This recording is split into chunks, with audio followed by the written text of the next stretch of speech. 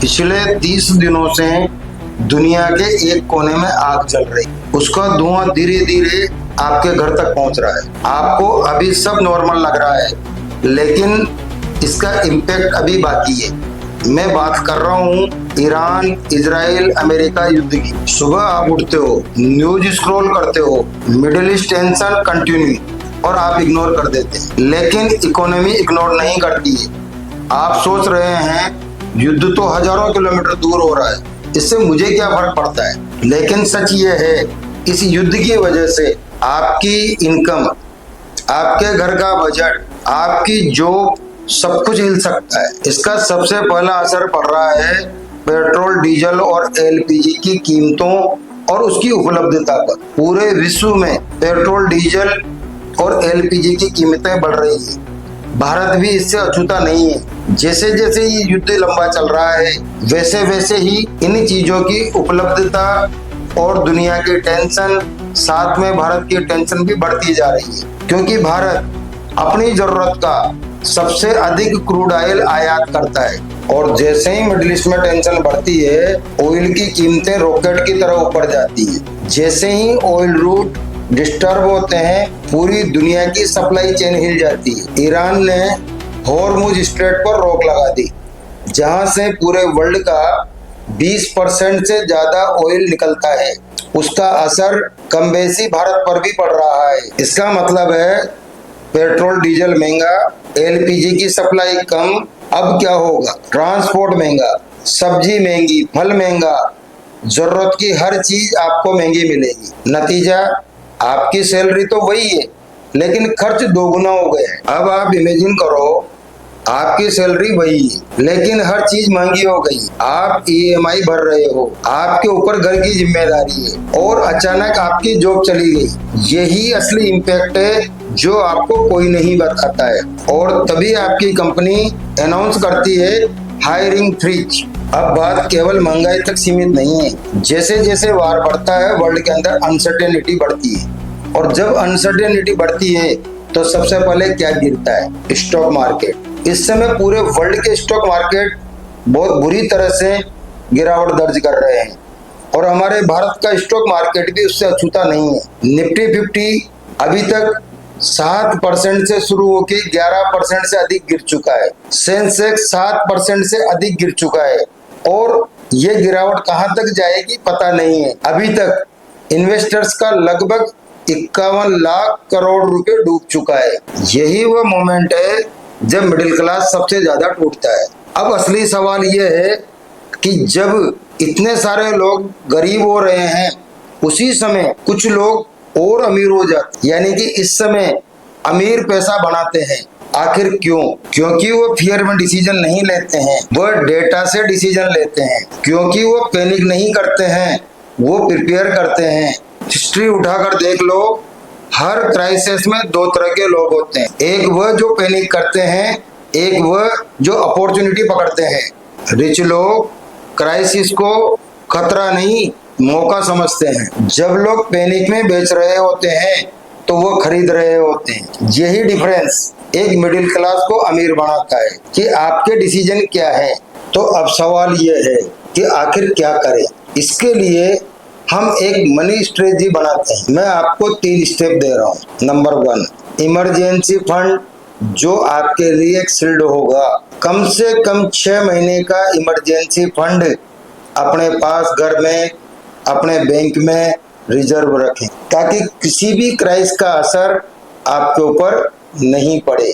Strategy 2, multiple income source तैयार करो, ताकि आपकी इनकम स्टेबल रहे और बढ़ती रहे। इसके लिए आप एआई सीख सकते हैं, डिजिटल प्रोडक्ट बनाना सीख सकते हैं, ऑनलाइन मार्केटिंग कर सकते हैं, फ्रीलांसिंग कर सकते हैं, और ऐसे बहुत सारे तरीके आज मार्केट में उपलब्ध हैं। उनमें से किसी भी स्किल को आप सीख कर अपने आप को अपग्रेड कर सकते हैं और अपनी इनकम को मल्टीपल कर सकते हैं। तो आपके ऊपर इसका इम्पैक्ट घट जाएगा। अब आप अपनी इनकम को रिस्क समझते हैं या एक सिक्योरिटी के रूप में इसको तैयार करते हैं, ये आपके हाथ में है। स्ट्रेटजी नंबर 3, जिसको मैं कहता हूँ क्राइसिस असेट्स, क्राइसिस के समय एसेट सस्ते होते हैं और यहीं पर अमीर लोग पैसा बनाते हैं। अपने पास एक ऐसा फंड रखो, जो भी आपके पास पैसे हैं उनमें से कुछ हिस्से को बचाकर घर में रखो, ताकि जहां पर आपको मौका लगे, जो एसेट सस्ते हों, जैसे गोल्ड, डिजिटल स्किल्स, प्रॉपर्टी, ऐसी कई सारी चीजें हो सकती है। कई तरह के शेयर जिनकी रेटें इस समय बहुत बॉटम से भी नीचे आ चुकी है, उनके फंडामेंटल चेक करो। और विशेषकर आगे जाकर 3 तरह की कंपनियों के शेयर बहुत हाई जा सकते हैं। नंबर 1, वह कंस्ट्रक्शन कंपनियां जो विदेशों में भी काम करती है, विशेषकर मिडिल ईस्ट में। नंबर 2, हेल्थ और फार्मा, क्योंकि इस दौरान जो लोग घायल हो रहे हैं या किसी तरह से पैनिक होकर डिप्रेशन में जा रहे हैं, तो वहां पर कई सारी फार्मा कंपनियां जो एंटी डिप्रेशन दवाइयां बनाती है, उनके शेयर थोड़े दिन में आप देखना बहुत हाई जाने वाले हैं। इसी प्रकार से सॉफ्टवेयर कंपनियों के शेयर भी बहुत हाई जाने वाले हैं। तो ऐसे कुछ शेयर हो सकते हैं जिनको आप सर्च करें, जिनके फंडामेंटल मजबूत हों, उनको धीरे धीरे करके हर जब पैनिक बटन दबे तब आप थोड़ा थोड़ा करके इकट्ठा कर सकते हैं। और आने वाले 2 से 3 सालों में आप देखेंगे कि किस तरह से आपका पोर्टफोलियो रॉकेट की तरह भागता है। अगर आप हिस्ट्री में देखें तो हर क्राइसिस में गोल्ड मजबूत हुआ है, लेकिन इस बार सिचुएशन थोड़ी सी अलग है। इस बार क्राइसिस के साथ साथ कई देशों के सेंट्रल बैंक अपना गोल्ड रिजर्व सेल कर रहे हैं। इसकी वजह से गोल्ड की प्राइस अप होने के बजाय थोड़ा सा डाउन हुई है, लेकिन ये टेम्परेरी है। जैसे ही युद्ध रुकेगा, इसकी कीमत वापस रॉकेट की तरह दौड़ना शुरू हो जाएगी। तो याद रखें, अपना एक पोर्टफोलियो मेंटेन करें और उसके अंदर गोल्ड को जरूर रखें। और अगर आप फिजिकल गोल्ड नहीं ले सकते तो आप गोल्ड बॉन्ड ले सकते हैं, गोल्ड में SIP कर सकते हैं। आजकल आपके पास ऐसे कई सारे साधन उपलब्ध हैं जहां पर आप गोल्ड में पैसा लगा सकते हैं। अब इसको हम एक छोटी सी स्टोरी से समझते हैं। 2 दोस्त थे, एक न्यूज देखकर डर गया, दूसरा सिचुएशन को देखकर तैयार हो गया।